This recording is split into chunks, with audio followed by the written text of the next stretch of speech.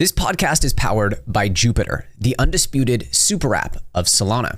While you know them as the industry's best swap aggregator on Solana, Jupiter has evolved into a full stack financial powerhouse. Trade with zero platform fees on the Jupiter mobile app, access high leverage markets on Jupiter Perps, or participate in top tier tokens via their new ICO launchpad. With JupeNet powering cross-chain liquidity as well as JupeLand with over $1 billion in total value locked, they are now a full stack powerhouse for DeFi. Head over to jupe.ag and start using the premier stack in all of DeFi. A big thank you to Jupiter for sponsoring this podcast, and I hope you enjoyed today's very special first inaugural episode with the Jupiter founder. Mr. Miao, thank you for coming on the channel. Thank you for joining me. Mr. Elliot, thank you so much.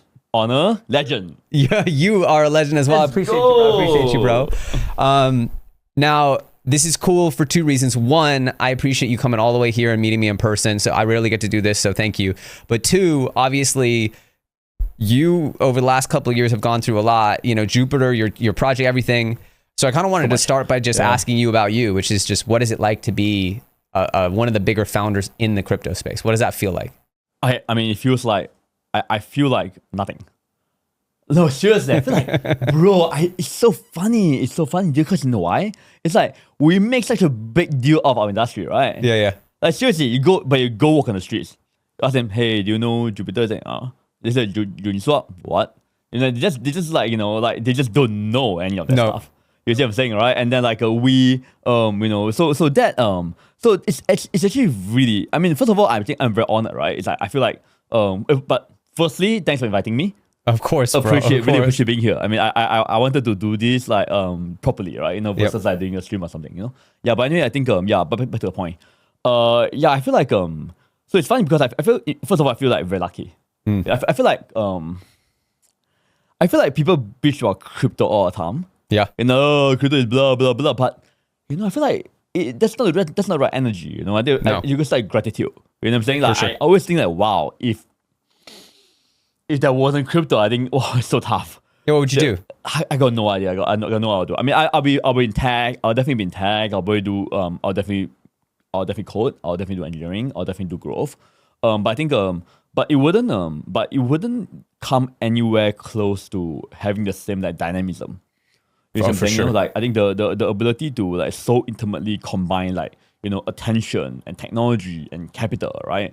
And then I didn't tell you this, but I spent a lot of time in the valley right before this, and for a long time I always felt kind of stuck in the valley because it's like I think in many ways I think I rest in the valley. In fact, a lot of the things that we do at Jupiter is influenced by that, right? The desire for high product quality, for growth, for expansion and everything.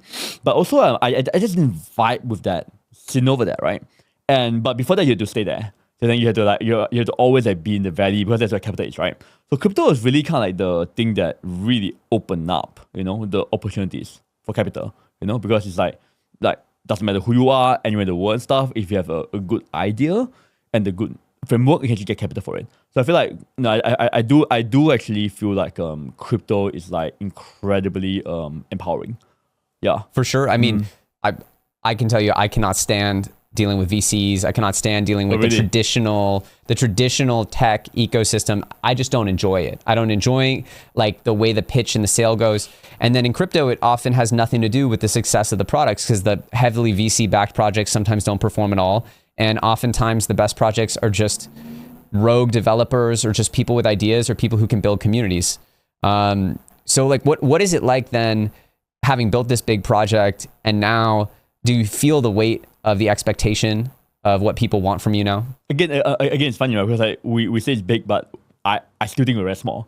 You know what I'm saying? So it's an interesting paradox because I feel like I guess it applies to the whole industry. It's like we quote unquote have created an industry where I think if you talk about crypto as a whole, right? Yep. We created an industry whereby like theoretically it's worth like a ton of money, but you know, it hasn't really been embedded into the real world, into day-to-day usage as you want to, right?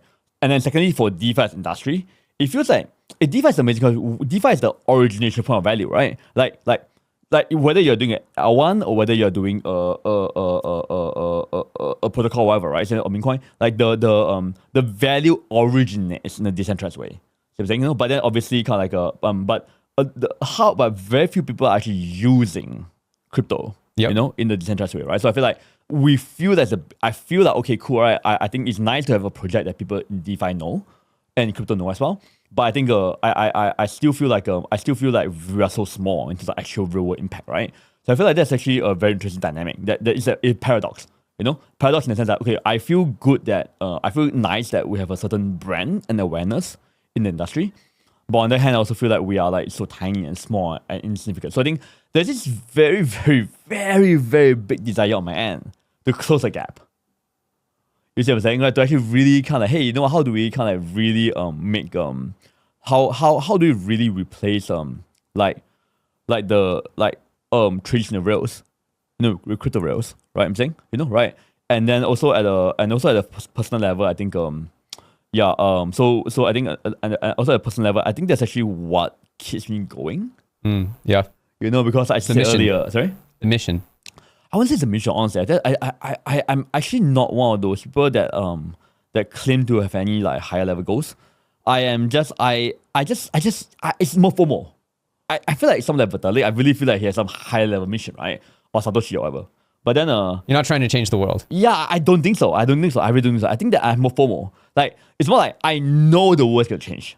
Yeah. You see what I'm saying, right? I know the world's gonna change. I'll feel fucking miserable if I'm not part of the change. Yeah. You see what I'm saying, right? It's like the train's moving, you're just hopping on. Yeah, precisely. I feel like I see the world moving in a way, right? And I'll feel like, holy fuck, I'll feel fucking miserable, right? If I'm not on the train. So that's what drives me. Do you feel like you're officially on the train now? No. I feel like no. I feel like the train is like, in fact, you know what's funny? I feel like a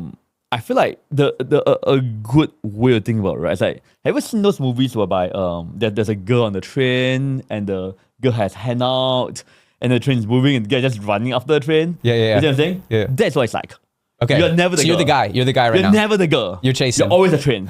always. And the girl is like, the girl is the market. The girl is the users. The girl is and the girl, you just gonna, you know what? Oh, bro, it's funny. Oh, it's funny. I feel like the biggest change that happened to me, right, in the last like few years is like coming to peace. Right? Like, I'm never going to be on a train. Never. Right? Never. It's like, I feel like that gives me so much comfort. I'll tell you last year, right? Last year I feel like I was like constantly like worried that I wasn't on the train.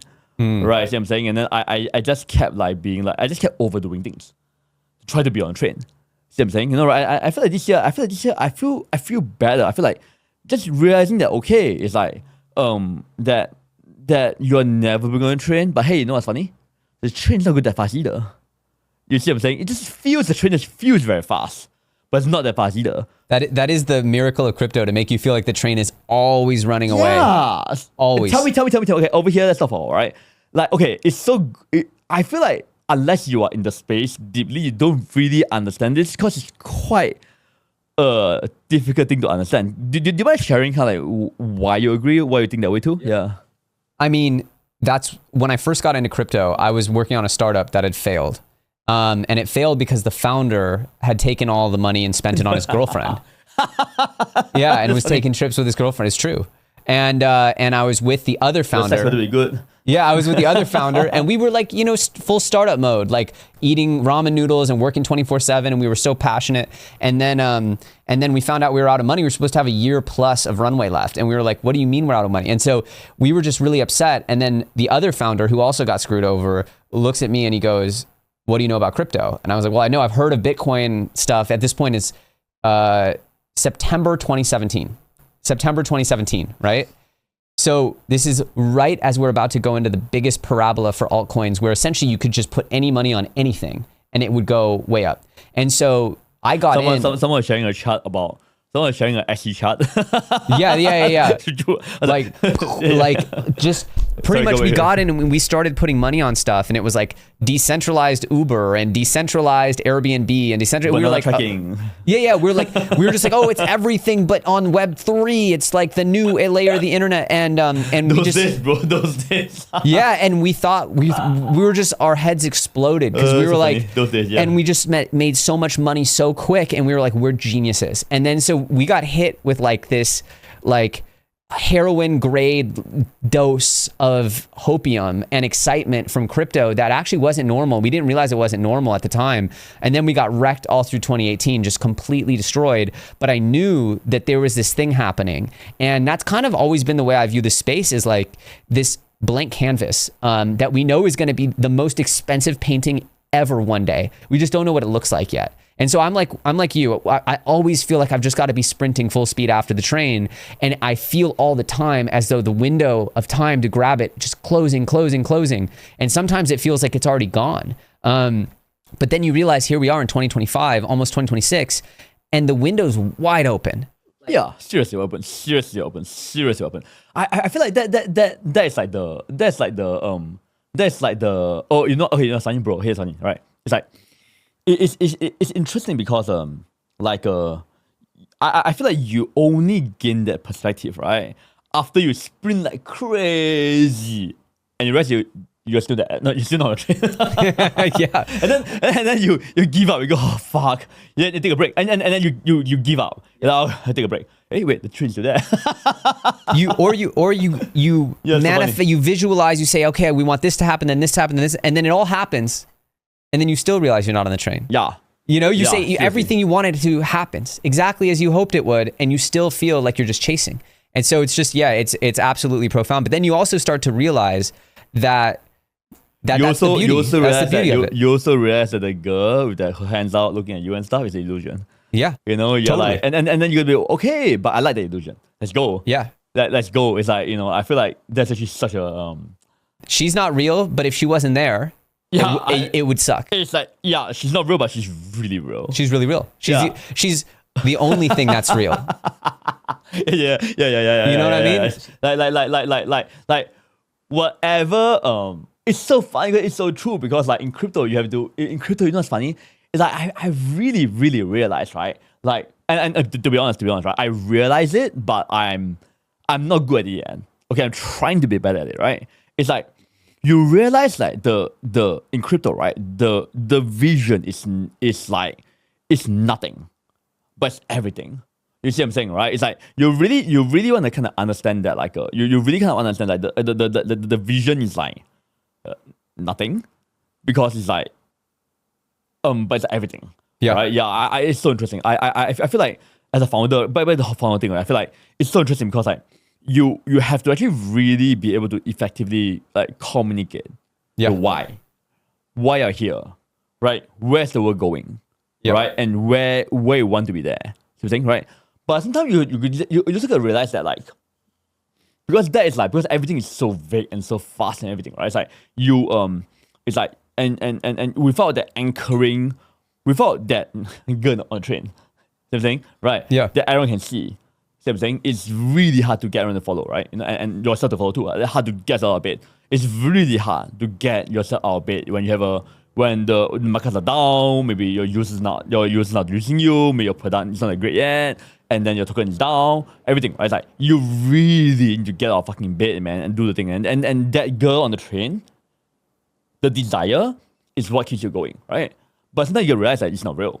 It's like you're really gonna like realize that, hey, you know what? Like there are things are always moving, things are always changing. So I'm saying that the reality is always different. So I'm saying, right? And the world is like never gonna be perfect. The situation never will be perfect. So I'm saying like and no, crypto is not the be all end all. And what you're doing is not perfect. Forget it, right? You're just gonna let go of that. So I'm saying in order to like be able to run. Yeah. Because otherwise you get obsessed. I just get disappointed and obsessed and everything. I like, so I feel like for me, I feel like definitely one of the hardest things to do is to kind of like have to kind of build the confidence. Because I think to kind of be able to like stay true to and constantly focus on communicating kind of broader goal we're going after. So I'm saying, you know, but also like relentlessly execute, on the ground, right? And I feel like all great teams do that. All great like people do that. Same thing, like be able to kind of really enunciate vision, but also execute relentlessly on the ground.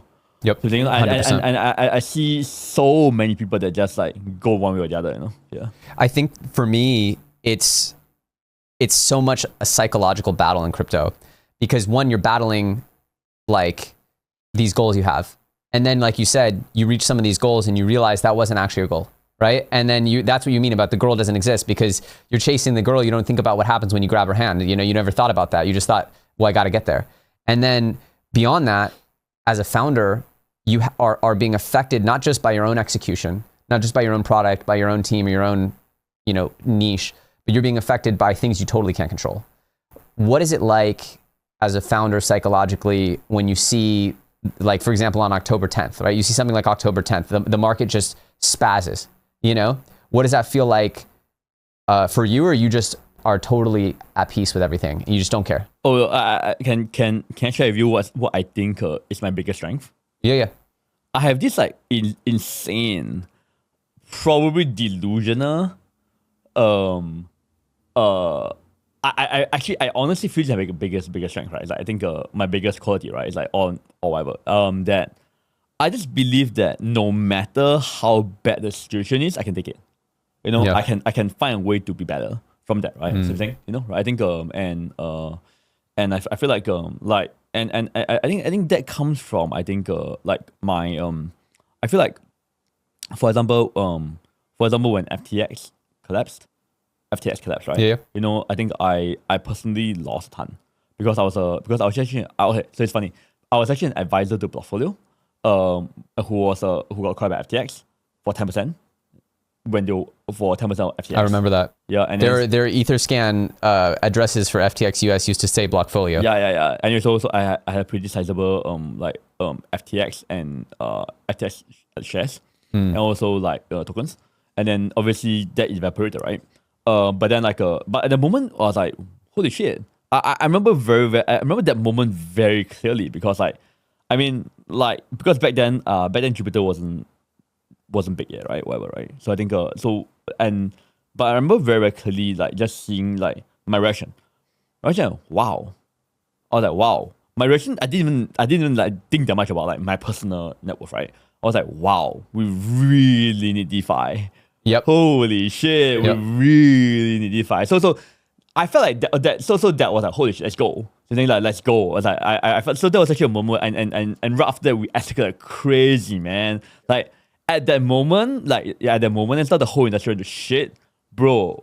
We executed like crazy, man. Like, I love that period so much, because like if you were there at that specific part of our journey, you will see the most focused executing team ever, right? And we didn't stop, by the way. We recruited hard, right at the bottom. Same thing, right? And similarly, and similarly, Jupiter was started when a previous project failed. And then that failed project got pivoted to a successful project as well. You know what I'm saying? So I feel like and then we were able to give the holders of that previous project some drip allocation and MAT allocation, so they got way more than what they invested in. Yep, you took care of the holders. Yeah, so even though when things were failing back then, and then I had to make some tough choices, but I think eventually those decisions kind of planted the seeds, to be better in the future. So I feel like that's actually what keeps me going. I feel like when things turn bad, I think my reaction is, I think that's actually, I think my instinct, right, is not fear or escaping or fuck, but more like, okay, how do I psychologically, what is the most psychologically appropriate reaction to this event, such that that when things get better, and I know they would, because I know they would. Of course, you know what I'm saying, right? Not of course, but you had to believe. That's true. No, that's true. Because I mean, even I remember even like Kobe was crashing out on the timeline. Like even some of like the 2012 crowd was like crashing out after FTX. I think it psychologically was the lowest. Like this last few months have been low, apparently, but we all know that FTX was way worse. Way worse. Way worse. Especially for those anyone Solana, way worse. And again, I feel like I'm really proud of our reaction. I'm just very proud of like my teams. I think me and my team, I think our reaction towards like events happening, or for example, whenever a crash happens, our main worry is not even anything. Our main worry is actually are the users okay? Mm-hmm. Saying is the product doing fine? Mm-hmm. Always things like that. Saying, yeah, we are just always like hyper focused on that. Yeah. How much of being a founder is simply being able to take the pain and the pressure? Oh, ton. I realized that there's so much in crypto is about process knowledge and network trust, right? And just like creative thinking, right? And what do I mean by that, right? By process knowledge, I mean that like it's like that as in there's a range of activities, right, that you can study for. Like you can study math, you can study basic science, right? Something, but you can't really study swimming. You can't really study basketball. You can't really study sex. You can't really study like there's a category of things you can't study for. You can't study riding a bike. Yeah, I mean you can read about it. You can read about riding a bike for like maybe like 2 minutes. After using a second. So I feel like crypto is very much that way, right? It's like it is not. It's not. Especially DeFi too. Yeah, for sure. You try to explain DeFi, people get so confused. Then you use it, and you're like, oh. Yeah. You just do it. So I feel like being a founder in this space is that you gain so much by shipping code, right? Seeing reaction, getting praised by the community, getting scolded by the community, like all that stuff, right? I'm saying so you gain all this is called process knowledge, right? Yep. So you gain a lot of like process knowledge, right? About how things should work. You know what I'm saying? So at this point in time you accumulate, this is how the world works, kind of thing, right? It's very subconscious. It's like I love that example because it's riding a bike. It's like, you know what, like do you really know how to ride a bike, or does your body get used to riding a bike? It's definitely the second one. Yep. See what I'm saying? You don't know how to ride a bike. I swear to God. I swear to God. Like you have no fucking clue how you're balancing. Nah, you just do zero, it. Yeah. Fucking it zero. just happens. Yeah, you know how it works. I'm saying but then you can figure out balance. You can't describe it. Yeah, I mean you will need to be a fucking like I'm not joking. I consider myself pretty good at science. But I study all the angular motion, blah blah blah. I'm still confused. I'm saying, right? But my body knows. Yep. I'm saying, right? My body knows, right? So I feel like crypto is very similar, right? It's like you get to a point, but like, okay, cool, right? You just kind of know what the game is, how to react, how to do things, right? And I think crypto is actually very much the case because it's so dynamic, right? Because like it's not one thing. It's like your product is made up of so many fucking variables, right? It's like, it's positioning, it's like sentiment, it's a brand, it's how you communicate network, it's how to talk to people, it's how you get customers, how you talk to whales, how to the retail, how everyone, how you handle haters. It's just like such a high level of like, I mean, if you build a SaaS software, for example, right? Don't get me wrong, you still need to learn skills, right? You know what I'm saying? Mm-hmm. But I think if you're building a SaaS software, I feel like it's closer to being a plumber. You see what I'm saying? You find a market need, you figure out what it is and stuff, you figure out pricing and stuff, you market accordingly. You see what I'm saying? Whereas I feel like being a founder in crypto is like riding a bike. Mm-hmm. You see what I'm saying? Your entire body and physiology just get used to it. You see what I'm saying? Right. Okay, and another good example is this, like do you do ice baths and stuff? Yeah, I mean I don't have one that I have access to regularly, or else I would, but I do enjoy it. I've done a bunch, yeah. Yeah, I mean I don't do it often as well. But I went for this ice camp in Poland with like this Wim Hof guy. You went to a Wim Hof thing? Yeah, in Poland. Yeah, that was before. I don't think that does anymore. But I think I was lucky to catch the last one. He was doing. Yeah. Anyway, that's way back. But then the thing that I feel very I feel so similar, bro. I feel so similar because I mean, in the end, it's your responsibility at the end to just succeed, right? For the community, for everyone. Like, and they don't care how you do it, right? You're doing 20,000 things, but in the end, the community just wants one thing, and they just want to see that success, that delivery of value. Yeah, I think that's true to a certain extent. I think I feel that's very true. I think the journey to get there is pretty uneven though. You see what I'm saying? course. Yeah, it's like I feel like the thing is I think the it's just not so straightforward, right? It's like nothing really it's like in some sense like I feel like it's actually really hard for me sometimes. Like I take it back, sorry. Hard for my community sometimes because I feel like they place so much faith in me or in the project because like they say, oh wow, they work so hard, they deliver great quality, so the token must do well. So I'm saying, but it doesn't, and so but despite your best efforts, right? So I'm saying, right? Maybe the way you deliver it, maybe the token, maybe the narrative is not correct, or maybe the token doesn't, maybe the market doesn't, or maybe it doesn't know how to communicate stuff, right? Or maybe the market just doesn't take your token. See what I'm saying? Right? It doesn't do well, and there's this like very big sense of disappointment that they have, and wow, overcoming the disappointment is rough, bro. I'm telling you, man. Holy fuck! It's like some days I literally sleep for like 2 hours a day for like a week. So I'm saying, and I just crash out later, right? But then it's like wow, it's like I can't work any harder. You see what I'm saying, right? Like you can't work any harder. You see what I'm saying? How would you do next? You see what I'm saying? It's very interesting. How do you generate that drive to stay up that many hours when conditions are all this bad? Oh no, it's fear. Oh fear. No, fear for sure. Like no. I think a lot of people say, oh, I love to work, but no, fuck fear, bro. It's just fear, man. It's just like I think I don't try not to sleep. Fear of what? A fear of like fear of failing, fear letting people down, fear of the train leaving. Again, like like fear of the train leaving, fear of like losing, fear of like disappointing community members, fear of like fucking up something important, fear that like okay, you're missing out something. It's crypto, right? They're dealing with a lot of money, right? See what I'm saying? It's like I feel like every day I wake up with the knowledge that like okay, cool, out like on the juke front, people have like tons of money invested in me. On the TVL front, like people are like really investing a ton in my they really are investing a ton of their like savings in my in the protocols that we built.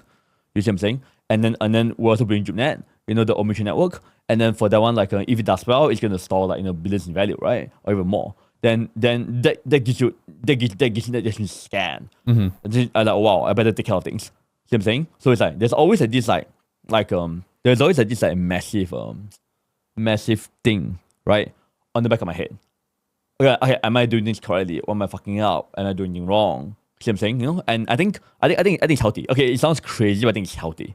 Healthy in the sense I think that it's a healthy thing to have fear. When you lose the fear, you become reckless. See what I'm saying? I think in crypto that's very dangerous. You know what I'm saying? Well, we know Sam didn't have any fear. Sam thought he couldn't lose, so that's a good example. I always feel like I feel like I've been wanting to say this on a podcast for a long time, but I think it's a great time to say it, right? I feel like Sam, out of like SBF of anyone in the entire fucking world, in the entire fucking history of mankind, right? He became the closest to Midas. He was the closest by far, right? There are 3 ways to basically print money, right? Or feel like printing money, right? To create money, right? Off thin air. I'm saying, right? First one is actually running a successful exchange, right? The second thing is like minting, like creating hyped assets that people want to buy immediately. See what I'm saying? And thirdly is that being in the corridors of power, right? Same thing, right? Where you can actually influence policy, right? See what I'm saying? Towards your advantage, right? See what I'm saying? Right? Where you can actually and he got all 3, man. He ran FTX. He did have all 3. And he all 3. I'm not joking. He did all 3. Now he ran FTX. And then he was able to. He created a hell lot of tokens. Many of them like have done nothing. And then and also he also did FTX and obviously he was very, very influential in Congress. Yeah. You know what I'm saying, right? So he had all 3, man. He like the 3 things that a human can possibly have. He got it. See what I'm saying? And you remember the Sequoia saying that we could be looking at the world's first trillionaire, right? And you know what? article was not wrong. He could have been, but he was too impatient. Yeah. You see what I'm saying, right? He was too Or impatient. was he too reckless? Both, right? Yeah. Impatient and reckless, right? Why? Because he had all those three things, and instead of like just beating his thumb and building things properly, right? He combined all three things and leveraged them. Yep. He literally leveraged them, right? Yeah. He was like, he literally like took the coins that he created and like borrow against them and then use it to fund all that kind of stuff. He was definitely playing God. Yeah, and he was leveraging too, right? Yeah, So I he think should have that- let Alameda just die, but he couldn't stomach it. Yeah, it's so crazy. It's just crazy, man. And like it's so funny because he had all three corridors, right? He has all three of those things, right? And then and instead of just being like lucky and grateful, right, that he had all three of those things, he leveraged them. Right? See what I'm saying? That's crazy. Yeah. But back to the point, right? It's like, I think having that fear instinct is so important. See what I'm saying? It keeps you sane and healthy, right? Yeah. I mean, but back to the whole thing about the ice thing, right? So I think like, so I was in the ice, so just to conclude the whole founder thing. Okay, it's one thing. It's like, so I was in the Windhoff Ice Camp, right? And one of the things that really kept to my mind, right, is this, right? He was saying that, guess what?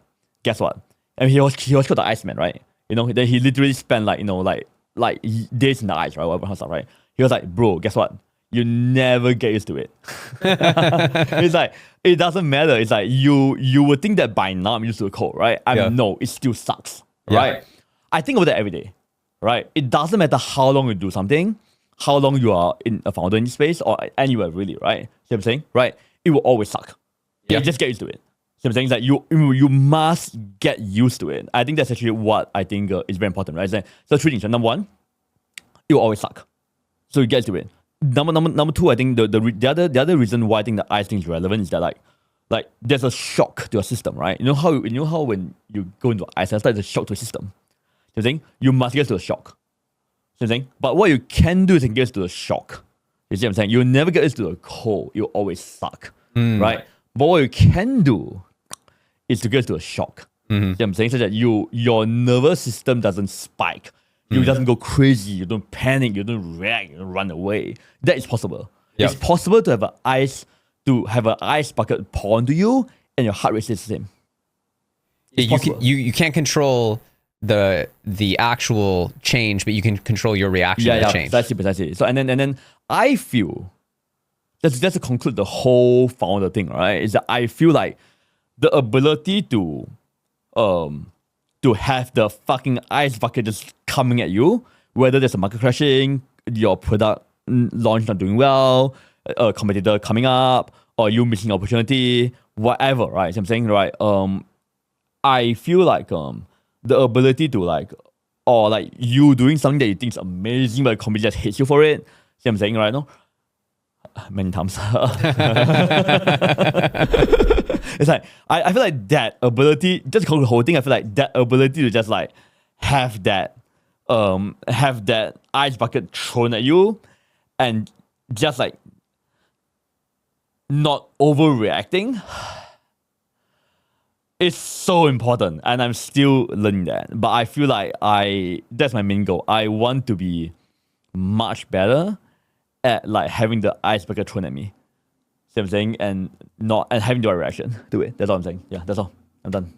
Do you think that being a founder in general is just the ultimate gauntlet for life? Like if you can survive this, you can survive anything, kind of thing? I mean, there are many things, right? I mean, we've all heard of great founders who are terrible dads. Yeah. What I'm saying, or It's supposedly Elon Musk doesn't talk to his kids. I mean, I don't know that for a fact, but I've heard that. No, I think I don't know. I think I shouldn't say anything, but allegedly, I don't know either. I don't know, but we found it Elon, the founder, of course. Yeah. I mean, so I feel like, but I definitely feel like I definitely feel like there are attributes to and I can say this as someone who has had many difficult interpersonal relationships, right? Is that I think the very same qualities that make me I think make me a good founder, right? For example, I'm extremely anal. right, about correctness, right? So I'm saying that you say something to me about like something, I'll be like, wait, is it true? Are you sure it's very true? Wait, how do you know it's true? Wait, are you sure? Then I'll just keep poking Everything it. needs to be technically accurate. Yeah, technically accurate, technically accurate, precise, and I feel like it's such a useful thing, right? Okay, do you know why? Do you know why? Because in crypto, right? I feel like people invent buzzwords all the time. So I'm saying they invent things that don't really matter or they're not correct and stuff to make them look good or special or smart, right? And then and then I feel like it's your job to kind of figure out like, and I mean, bro, and we come down to it, it's actually not that complicated, right? So I'm saying like nothing, I swear to God, nothing in crypto is that complicated. So I'm saying, right? I said ZK. I think ZK is actually complicated. Because I don't understand it. Right? You know what I'm saying? Yeah. But anyway, I think but again, I feel like ZK I can still understand if I want to, right? You know, I'm just lazy. But I feel like so I feel like that's really grueling people, and there's so many times so when someone comes to me and says do something, right? It's actually very effective, right? To keep asking them why. How do you know? Are you sure it's correct? And then those that actually are able to constantly reply to you in like clear technical examples about why it is correct or correct and stuff, those are the ones that are good. And the rest are just repeating. Yeah. And then you really want to be, and I feel that's a very good filter for who actually knows that stuff. Yeah. You think? And then but then again, like it's a very, very good it saves so much fucking time. Yeah. Bro, seriously, man. It saves you so much fucking time because I don't have to deal with bullshit. Yeah. Because I just ask a question to get it, I just say no, I trust you, whatever, right? But then in a relationship, it's kind of not very nice. See what I'm saying? Or for example, you have a kid. Are you sure? What do you know? How do you know? So it's like it's very annoying. See what I'm saying, right? Because you got the end goal there. The end goal for them talking to you is not that they want to build $1 billion project, right? They are just doesn't have time. They have to talk to you. Yeah, exactly. Yeah, it's not that deep. So just being able to know like, okay, when something is not that deep or when something needs to be deep. I think that's the thing. Yeah, and I can bro, I'm telling you, it's like the kind of psychology that you need to run something like Tesla and SpaceX, or like just the ability to the ability to just fire a ton of people. Mm-hmm. Like at Jupiter, guess what, bro? At Jupiter, my turnover is at 0. You know what I'm saying? It's 0, right? Like no one, I think, no one that stayed more than 3 months actually left. So I could be wrong. Maybe just one. I think I can 1 or 2. But and that's very little, right? Because I feel very sad. I feel very, very sad with people listening. I'm saying, yeah. And anyway, you haven't had to fire anyone? I just 1 or 2 and stuff. Yeah, I think that was 1 or 2 and stuff. I think total, I think those who left, I think 1 or 2. I think fire. I'm not letting people go 1 or 2, but just very little. Very little. So, yeah, because I feel like again, remember how process knowledge, right? Because you gain a lot of expertise and knowledge and knowing how things work. So, and working in me, to be honest with you, working in me is challenging. Mm-hmm. It's a skill by itself. Yeah. You know what I'm saying, right? And to be fair with anyone, right? So I feel like, okay, you gain all these like really tough hard-earned experience working together, right? And then I try to that. Yeah. You know what I'm saying? Yeah, and I try to make it work. So I think even if someone's not effective, I don't know if I do it to a flaw, but even if someone's not effective, I try to work with them. Right, to rotate them or to work with them and figure their strengths and stuff such that they can be effective. You know what I'm saying? So I do that a lot. I feel like I don't know if it's good or bad. But that is what I prefer doing than letting people go. Which I think is it's almost like a completely different psychology. I mean, I don't know any Elon, right? But then if I see how he runs his companies, right? Yeah. I feel like wow, it's like completely different. Like the moment doesn't think it's fake, just let go. I'm the opposite. He fires very fast. Yeah. So like right now, I mean, the Jupiter. How about you, bro? How about you? I honestly hate. I feel very close with the people I work with. How is the team now? The team. Well, so there's a few teams. There's the game studio team. which pretty much we let the head of studio run the game studio. That's pretty much its own organization. We have the DeFi team. That's the Black Hole Foundation that, was funded by the Superverse Foundation and sort of launched. And so we help set up that entire team, but again, has an amazing leader structure, internal structure. And then there's the Superverse team, which is kind of like a robust but lean team that kind of moves across products as well. We had an NFT marketplace team as well, but the NFT marketplace didn't succeed, and that was very sad. And we had to let some people go after the NFT marketplace failed. So yeah, I mean, it's what I found is, and I was going to ask you this, which is you have a lot of different pieces. Do you find that it's best for you to be in the details of every product, or do you like to empower your leadership to bring you results and then encourage them to keep going, or do you micromanage? Oh, I mean, like, it's fun. It's so funny to say it because like there's this I can't remember who, but there's this guy that says like there's this guy that I think it's David Sachs or something. I think he was saying that he worked with both like Elon Musk and also like Peter Thiel. And Elon Musk is like very micromanaging, hyper detailed on every single fucking thing as your product, right? And Peter is more like, oh, do your thing, something, whatever, right?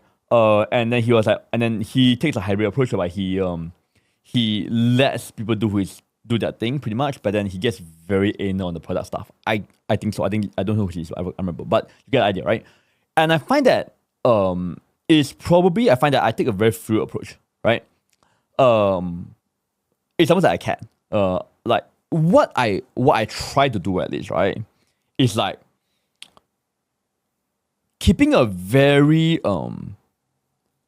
instinctual understanding and awareness of what's going on in every project. See what I'm saying?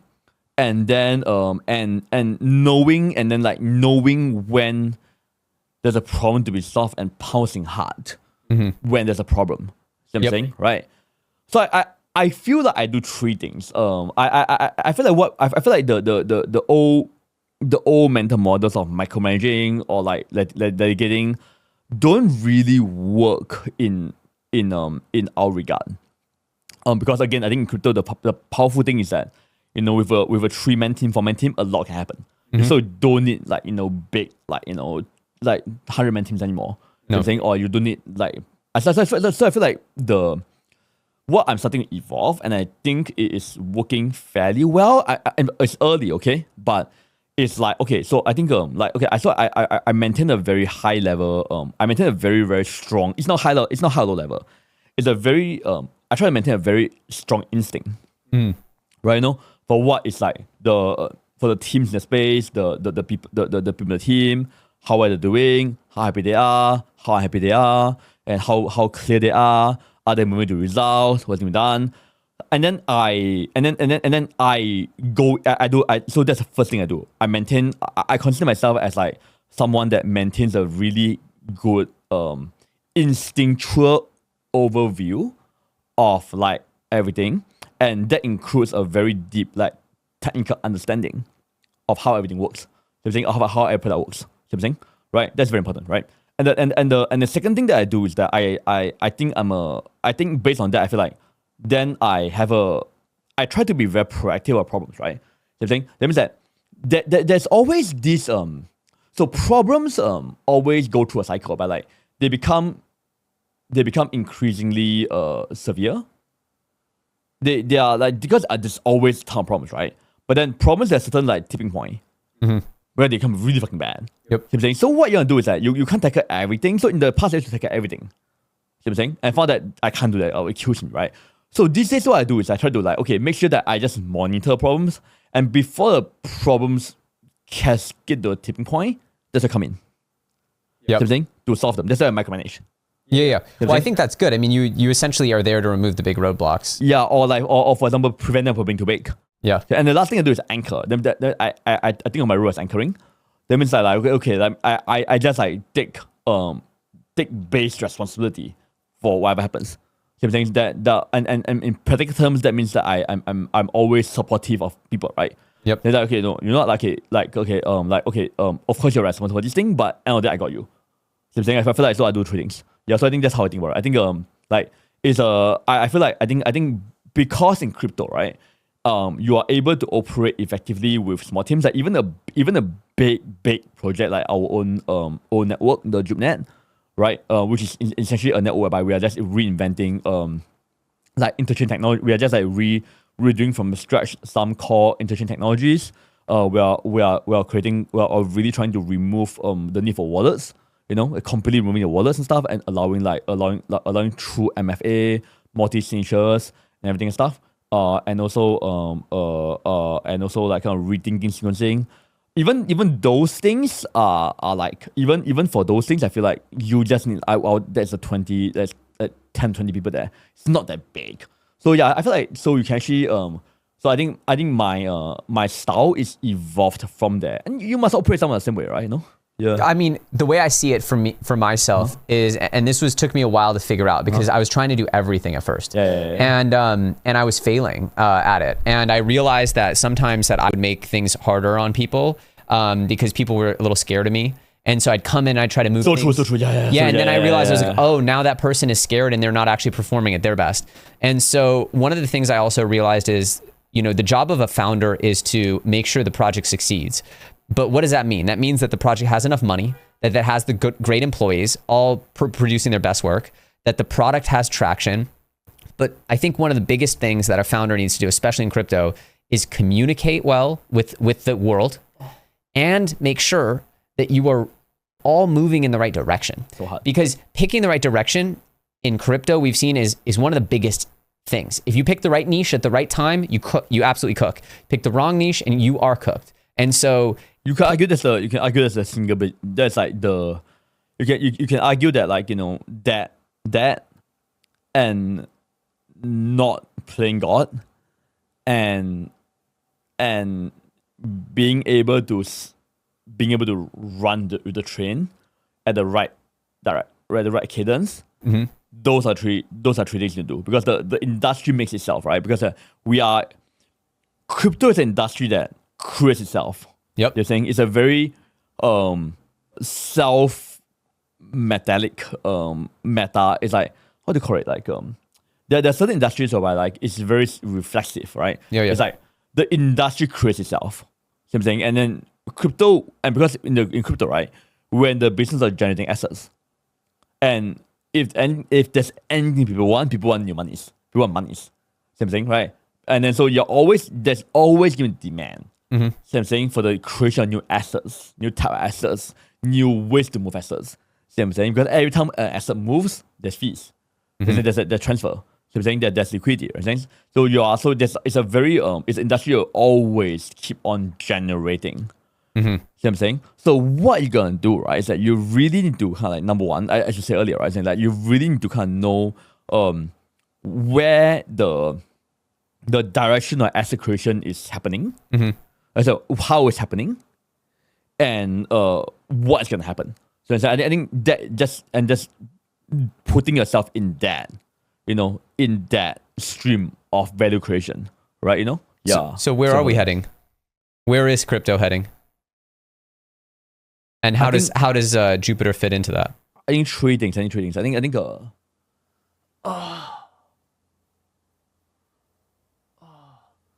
first of all, fuck if I know. anyone that tells you they know what's gonna happen, with a lot of certainty, just run the fuck away, man. Like seriously, bro, it's like just run the fuck away, man. Like I think anyone I've been wrong more times in the last 2 years than I've been wrong ever before. I've never been as wrong as I was the last 2 years. That was, I mean, tell me, tell me. Well, just everything looked very obvious the way it was going. And then boom, left turn, like right as Trump's getting elected, we think we're about to have the biggest bull run ever. Boom, we get essentially a 1-year bear market in alts, right? All alts, almost every single one but Zcash is down from and like Zcash is cool, like private money cool, but at the same time it's not what anyone no one could have told you that. Yeah, anyone told you their biggest pick was Zcash is full of shit. But also no one actually used Zcash. Yeah, exactly. I mean, like, yeah, I guess, look, narratives are narratives, right? But at the same time, so everything that looked was going, so in the beginning of 2023, 2024, gaming was explosive. I can't be. It's so funny because everyone's like, oh, fundamentals, right? They're saying, oh, fundamentals. Like You know what's funny? What is funny? As someone who actually does run a project with some level of fundamentals, strong fundamentals, it's like at the same time when everybody was screaming, oh, because it was bad, right? So one thing you notice in bear markets is always like not bad. It's like always like there's always this narrative. Oh, there's flight to quality or fundamentals, but I mean like not really. I mean, like, not really. I mean, like, that's not true. I mean, like, people just keep saying that stuff. I feel like there's certain narrative like they say this is not true at all. Like, it doesn't work that way. Like, I don't know. It's like the people that bought, like, just say Zcash for example. Zcash did really well, obviously, right? But did the people who actually bought Zcash use Zcash? Did you use it? Like, where did they buy it? On Zcash or on Sexus? And after, do they actually use Zcash? I don't know a single person that. Don't get me wrong. I love Zcash. They pioneered a ton of stuff. I just don't know. I'm very curious. You interview 100 of the top people on CT that shoot Zcash, right? Have you actually withdrawn Zcash to the chain you used it as private money? My theory is a lot of people were just longing on Hyperliquid, or Bybit, but I think a lot of the actual, in my opinion, if you want the real like interesting version of the Zcash pump.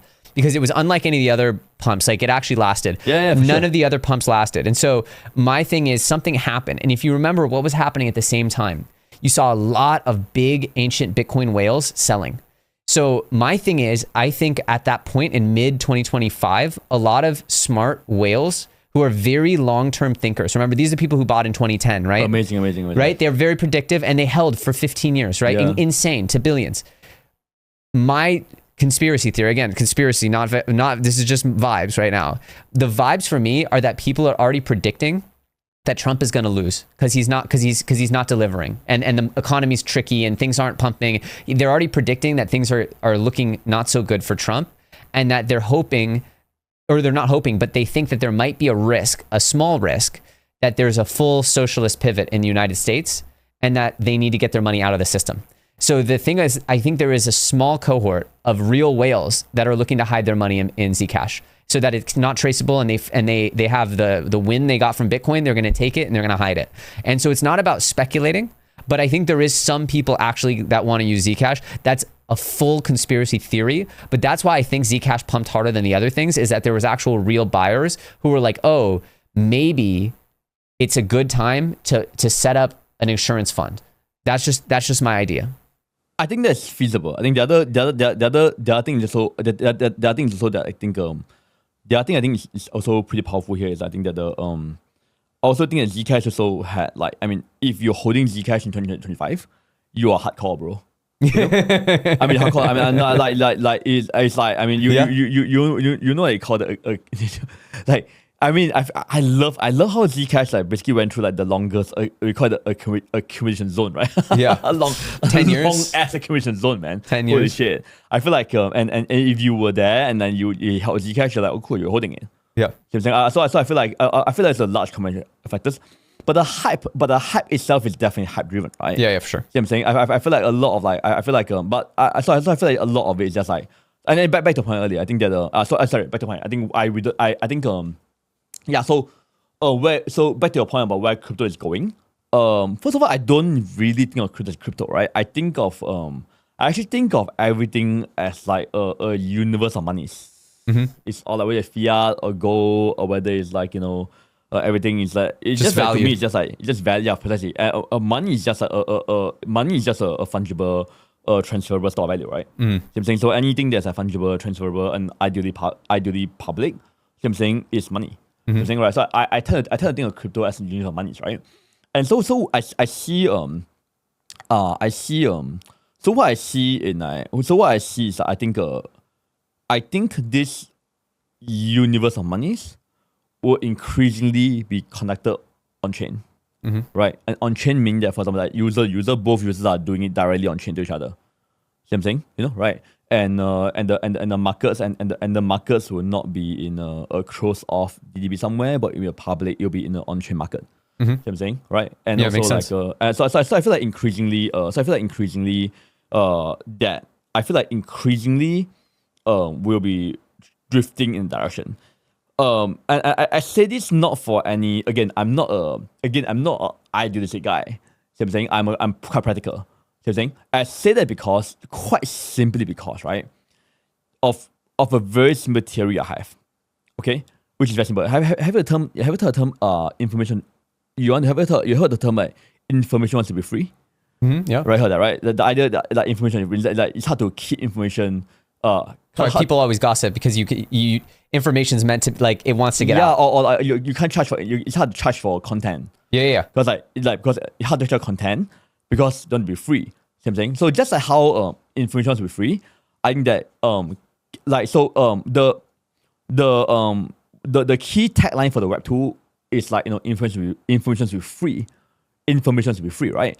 And that in the coming era, I think it's like capital wants to move. Mm-hmm. So saying capital to travel, right? And I think that's very true. Like capital wants to move. So capital will always drift, right, to the most fluid place, whereby there's no restraints or constraints of how it can move. See what I'm saying? And that's or where it's best stablecoins treated, or where it gets the biggest yield. Yeah. Because, and you always travel, right? That's what travel, right? Say that's where traveling goes, right? That's why it's like you always travel, but then to do that you need to have travel. Because if you don't allow capital to travel, it can't travel to the biggest you, right? It can't travel to the biggest opportunities. You know what I'm saying? So I feel like that's actually why on chain. That's actually why I believe that like all capital will increasingly drift on chain. Yeah. Simply because that people want it. You know what I'm saying? It's because that's where capital is the most free. Right, so I'm saying to travel around, right? So that's actually one thing that's actually very important for me, because I think how do I how does Jupiter become like the place that people go to? So the easiest, most user friendly, most trusted place that people go to. You know what I'm saying? For all matters of on chain finance. You know what I'm saying? So that's actually one so that's actually one of the one thing that's always on my mind. Right, I strongly believe that I have 100% certainty, right, that the whole world, finance world, is going to move to chain, right? Just because it's better and faster and easier. See what I'm saying? And more flexible and more open, right? And people want that. And then the second, then question becomes like, how does Jupiter becomes like the easiest, most friendly place, for people to go on chain? Yep. I think that's one thing. And how do we best present the value prop to the users too? So saying how do we in turn like provide the most most secure, most user friendly, most intuitive way for everyone to come on board? That's one thing. Yeah, the second place, the second thing that I think crypto is going is that I think crypto is okay. Here's a question for you. Do you think the number of net buyers or users in crypto have increased significantly in the last 3 or 4 years or 5 years? No, I know for a fact they've, it depends on which asset. If you're talking about Bitcoin, the answer is yes, they have increased and they are institutional buyers now. They are BlackRock, Vanguard, whatever. If you're talking about altcoins, the answer is the total number of users has wildly decreased. And what we realized over the last year and a half is that most of the altcoins, the retail altcoins that we participate in, and even Jupiter, I would say, is still a retail altcoin.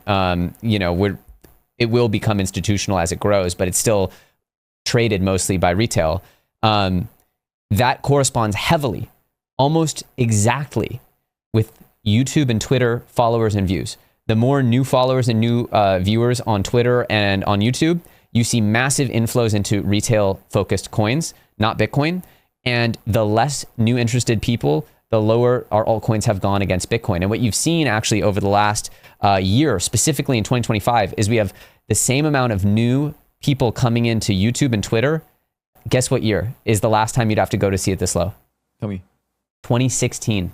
Wow. Not even 2018 and 19. It never got as low as it is now. As the net new users into crypto has been almost flatline zero for the last several months. It has not been this low since 2016. So that's a fantastic thing to say. Thank you so much. No, I mean, it's not great, but it's a good. It's good to know. We're in the check. Brutal bear. Yeah, it's a good reality check. Right? I feel like I think that is where crypto will go. Right, I'm quite confident that I'm very, very confident that we will crack. We will crack the nut, and we will bring in the masses, the new generations. Right. However, I think the nature of them being adopted is going to be very different. See what I'm saying? I don't think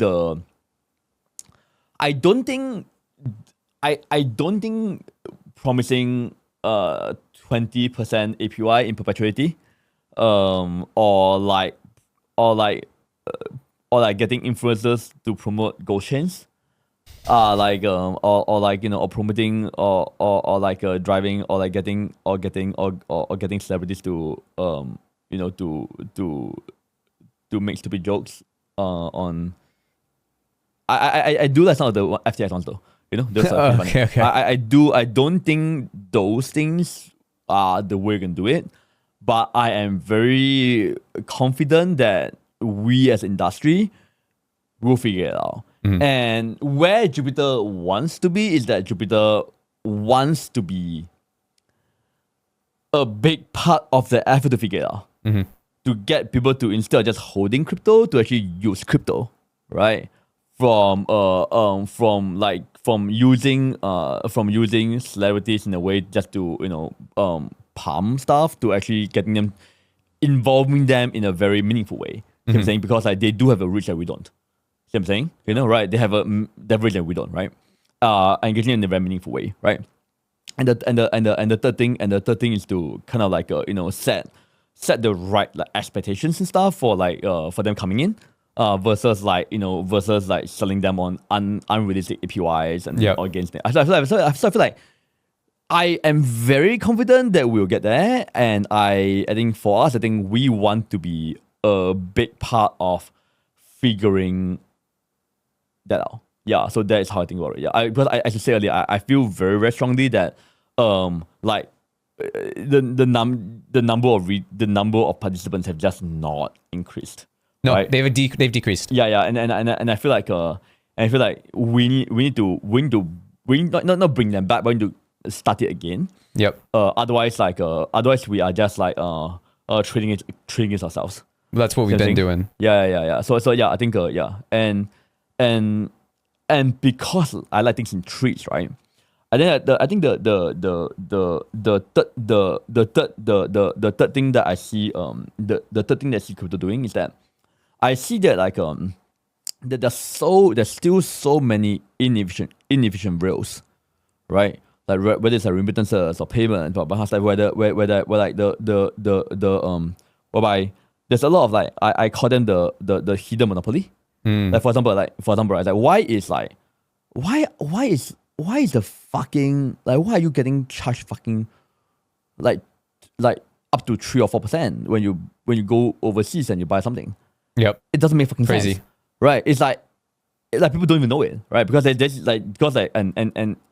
same thing is literally hundreds of millions, right, of of migrant workers, when they send money back home and stuff, they're getting ripped off. Completely. See what I'm saying, right? And that's very sad. Yeah, and also because of so much of international trade, right, happens via the USD. See what I'm saying, right? So you're always having to go through multiple channels to get USD, and you run into all kinds of problems and stuff, and high cost obviously, and I'm and all that kind of hinders global trade, right? Right? So I feel like there's so many things that are fundamentally broken about and very often they're the invisible cost that really saps the economy, right? And then of the efforts of the poor people. So I feel like there's actually really a lot to do there. Yeah. I believe that crypto rails is the way to solve a lot of that, right? And specifically on chain rails, right? And I feel like and I think and where we want to be is that we definitely want to be a part of that a part of that creation process. I'm saying part of the process to kind of build in the new rails. Yeah. Well, I personally have no doubt. I mean, what we don't know is right now that we've really been on hard mode. It feels like we've been on easy mode because Bitcoin's over 100K, or it was. But the truth is we've been on hard mode. And when you peek under the hood, it's actually been lower and lower users, lower and lower demand, and the worst part, lower and lower belief and that's what is probably the worst part, because it saps the energy from everywhere. And I think we could go on and on forever, but what I'm excited about is that I'm going to have you back here, and hopefully not too long. And I think the industry is going to be in a much better place than it is now. Wow. I hope so. I love it. We don't know. We don't know. Again, we're just two guys who don't know. But at the same time, I really appreciate you coming on. I love that description. We are two guys who don't know. Yeah. 100%. Yeah, I mean, cool. But we'll keep working hard and we'll keep chasing the train. I absolutely love this. So thank you so much for coming on. Two guys who don't know. Yeah, two guys who don't know. We can start our own. Start a new podcast. That's a great title for podcast. Yeah. Two guys who don't know. Yeah. That's what we should take this on the road. I'm down anytime. You'll be a host with me. We'll both host. Two guys who don't know. That's a great summary. That's a really good one. That's a really good one. Thank you, bro. Thank you. Hey guys, come spend an hour with two guys. You don't have any fucking idea. Yeah. So funny. So funny. I appreciate you, bro. I feel like so good because I feel like the way I feel like the industry is so fucked because we have all these like influencers and people will go there. Oh, this is gonna moon. Yeah, and then you know, so I feel like just like, sorry. That's literally me. No, I literally just got. I was so bullish this year, and I just got completely crushed. So I mean, I think obviously that was everybody, but at the same time, I mean, you have to be right. I mean, how the fuck do you get out of bed? Yeah. So I'm saying if you don't how do you hold these things if you're not excited and bullish? Yeah. You have to hold these things. I mean, I'm a crazy hoarder, by the way. I don't sell anything. I'm not joking. I made some investments in 20 like way back, like angel investments. I don't sell them. Yeah. It's insane. Yeah. Well, we're going to have y'all back very soon. Thank you so much for coming on. And of course, shout out to Jupe for partnering and bringing us the best podcast in the universe. You're going to see a lot of cool guys. Let's go. And we'll have you back soon. Cheers, bro. Pleasure, bro. Let's go. Boom.